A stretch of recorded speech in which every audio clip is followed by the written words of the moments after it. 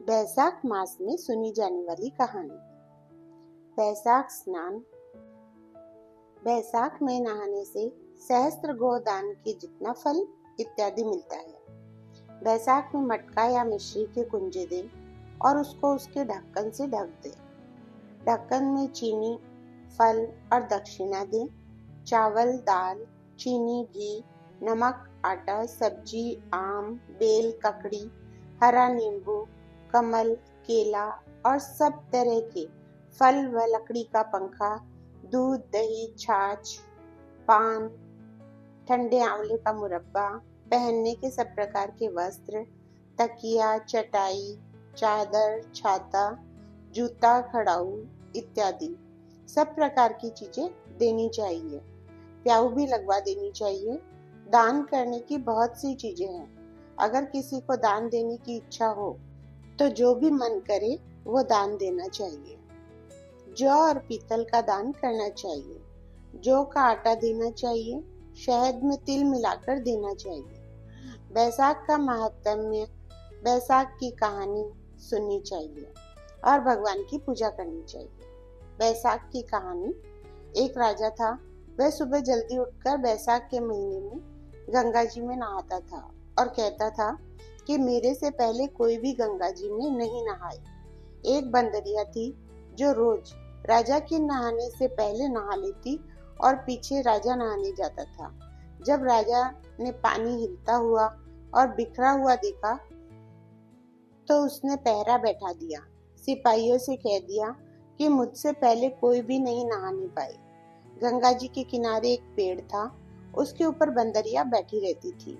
डाली के सहारे उतरकर गंगा जी में नहा लेती और पेड़ पर जाकर बैठ जाती। बैसाख पूरा हो गया। उसे एक दिन सिपाही ने देख लिया। उसने देखा कि जब अंधेरे में उन्हें कुछ भी नहीं दिखता और उन्हें नींद आ जाती है तो यह बंदरिया उस समय गंगा जी में नहाती है। सिपाही उसको पकड़कर राजा के पास ले गए और कहा, ये बंदरिया आपसे पहले नहाती है। राजा ने प्रण किया हुआ था कि यदि कोई औरत मेरे से पहले नहाती होगी तो मैं उसके साथ विवाह कर लूंगा। राजा ने बंदरिया से विवाह कर लिया। धर्म मानने लग गया। बैसाख में नहाने से बंदरिया के बच्चे होने की आशा हो गई। पूरे महीने हो गए। जब बंदरिया ने पूछा, मेरे बच्चा होगा तो मैं किसे जगाऊंगी? तब राजा ने महल में एक घंटी बंधवा दी और कहा, जब तेरे दर्द हो तू घंटी हिला दियो, फिर आकर मैं सारा इंतजाम कर दूंगा। राजा की कई रानियां थी। उन्होंने उस बंदरिया से पूछा, ये घंटी किसने बांधी है?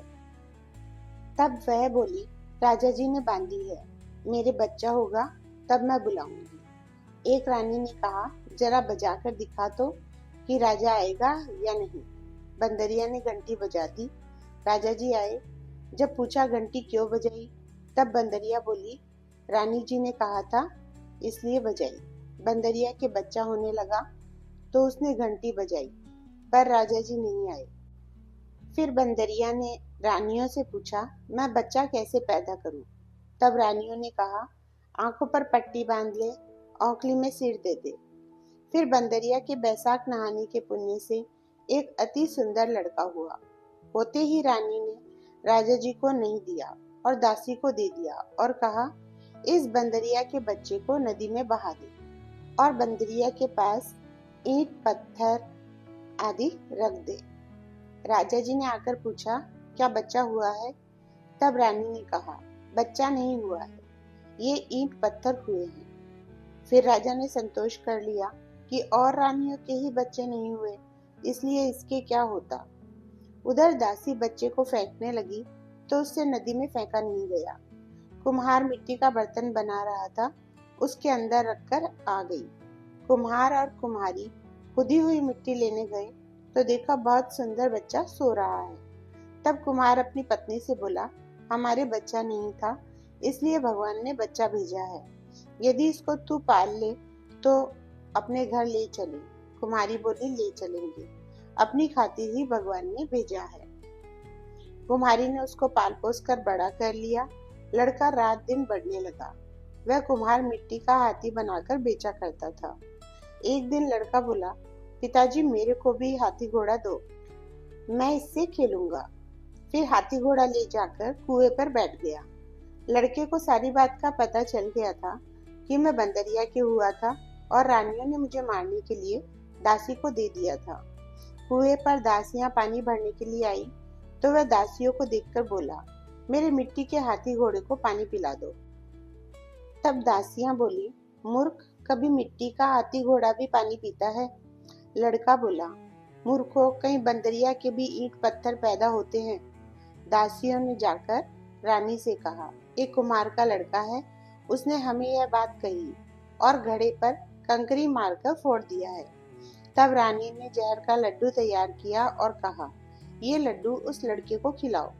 दूसरे दिन वे दासियां उस लड़के को वह लड्डू खिलाने गई तो भगवान ने उस लड्डू को गोंदगिरी का लड्डू बना दिया। अगले दिन दासियों ने आकर देखा कि वह मरा नहीं है और खेलता फिर रहा है। इस पर रानी रूठकर सो गई।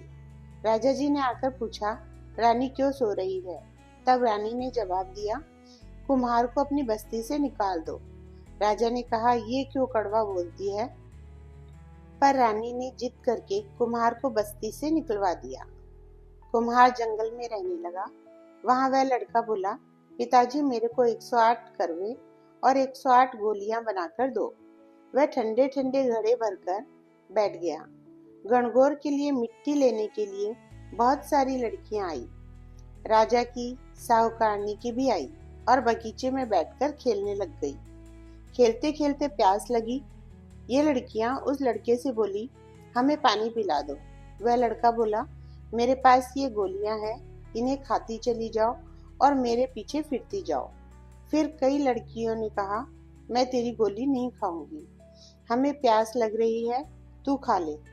फिर वह लड़की आगे आकर बैठ गई। लड़कियां एक एक करके गोली खाती गई और ठंडा पानी पीती गई और उसके चारों तरफ फिरती गई। सब लड़कियों के पेट में गर्भ रह गया। लड़कियां मिट्टी लेकर गर्भ गई तो पीछे उनके बाप ने ब्याह का सावा निकलवाया तो सावा नहीं निकला। पंडित ने कहा, इनका ब्याह तो हो जाना चाहिए था। बाद में लड़कियों में से किसी का जी घबराए तो कोई रोटी नहीं खाए, कोई उल्टी करे। फिर सबने उनसे पूछा, तुम्हारे ये क्या हो गया? उन्होंने कहा, हमें नहीं पता, हम तो मिट्टी लेने गई थी। वहां पर कुम्हार का लड़का हमें एक एक गोली देता गया और पानी पिलाता गया और खुद बीच में बैठ गया और हमसे कहा, तुम चारों तरफ फिरो। यह बात सुनकर सबके बाप कुम्हार के लड़के के पास गए और बोले, हम अपनी लड़कियों का ब्याह तेरे साथ करेंगे। उसने सबके साथ फेरे लिए। कुम्हार बोला, आप बड़े आदमी हो, राजा रानी हो, मेरा बेटा ऐसा क्यों करेगा? पर सब कोई उसके साथ अपनी अपनी लड़कियों का विवाह कर गए। बहुत सा धन दौलत देकर अपनी लड़कियों को विदा कर दिया और इस तरह 108 बहुएं आ गई। फिर सबके लड़के भी हो गए और 108 कमरे बनवा दिए। सब बहुओं के लिए भी कमरे बनवा दिए गए। फिर लड़के ने कहा, पिताजी, हम सारे नगर में दावत का बुलावा देंगे। आपकी इतनी बहुएं आई है और इतने पोते हो गए। कुम्हार ने कहा, सबको दावत दे दो। तब सारी नगरी और राजा रानी को बुलावा दे दिया गया। सब कोई जिमने आए और राजा का परिवार सेना सहित खुद आया, लेकिन बंदरिया नहीं आई। लड़के ने कहा, बंदरिया को क्यों नहीं लाई? राजा ने कहा, बंदरिया को भी बुला लेते हैं। राजा ने बंदरिया को बुलाने के लिए रथ पालकी सजाकर भिजवा दी। वहां पर सारी सभा के बीच सोने की चौकी पर सुंदर गद्दी बिछवा दी गई। फिर बंदरिया आई तो गद्दी के ऊपर बैठा दिया।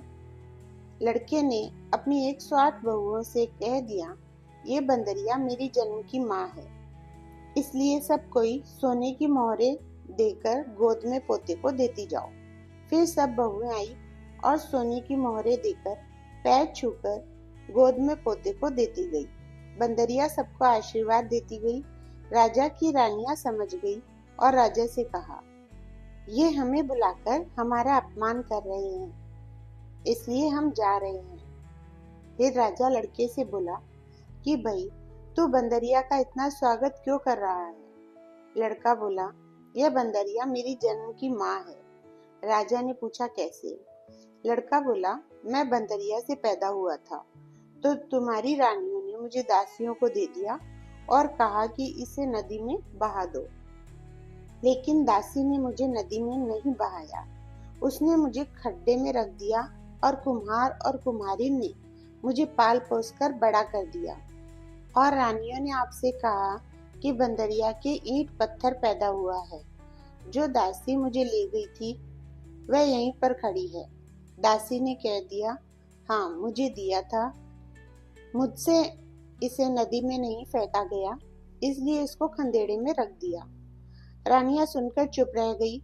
पीछे राजा ने रानियों को छोड़ दिया और बंदरिया को साथ ले गया और पोतों को, बहुओं और बेटे को साथ ले बड़े गाजे बाजे से अपने घर ले गया और सबको अलग अलग महल बनवा दिए।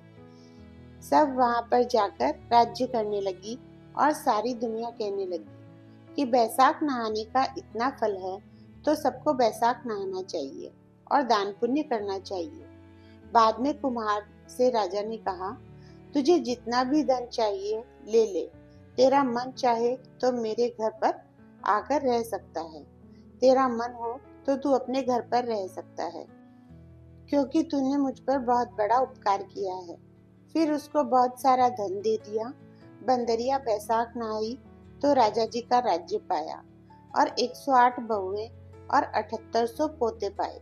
हे भगवान, जैसे बंदरिया को सुख संपत्ति दी वैसे ही सबको देना। जो कोई इस कहानी को कहता है, सुनता है और हुंकारा भरता है, भगवान की कृपा से उसका घर सुख संपत्ति और बेटे, बहुएं और पोतों से भरा रहता है और उसकी सब मनोकामनाएं पूर्ण होती है। जय हो विष्णु भगवान की।